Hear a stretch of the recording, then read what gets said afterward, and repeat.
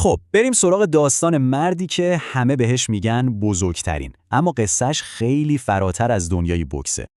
این جمله معروف رو که حتما شنیدید. تو رینگ واقعا مثل یه شاعر بود، یه استاد واقعی. اما چیزی که واقعاً علی رو به یه اسطوره تبدیل کرد، مبارزاتش بیرون از رینگ بود.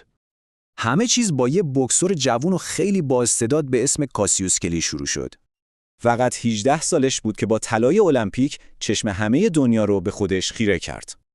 و بعد با یه برد غیر منتظره مقابل سانی لیستون قهرمان سنگین وزن جهان شد. همه شوکه شده بودن. اما بلافاصله بعد از قهرمانی یه خبر تکان دهنده تر از خود مسابقه اعلام کرد.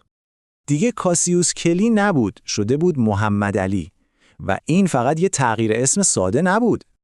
همین نقطه بود که اون رو از یه ورزشکار محبوب به یه چهره عمومی قدرتمند و جنجالی تبدیل کرد.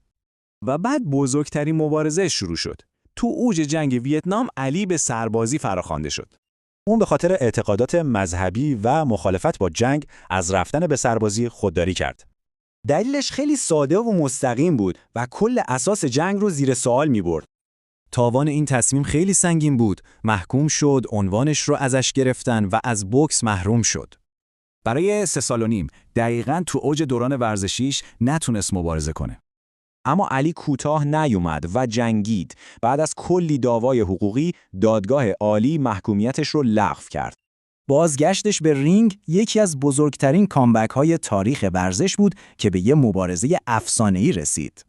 سال 1974 تو زائیر جورج فورمن رو شکست داد و عنوانی رو که هیچ وقت تو رینگ نباخته بود پس گرفت. خب چرا علی هنوزم انقدر محبوبه؟ چون میراثش خیلی فراتر از رکوردهای بوکسشه.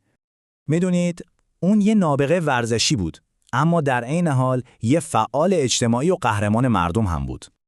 علی از شهرتش استفاده کرد تا برای باورهاش بجنگه و به میلیون‌ها نفر الهام داد. شاید داستان علی به ما میگه بزرگترین بودن یعنی شجاعت جنگیدن برای باورات، هم تو رینگ هم بیرون از اون.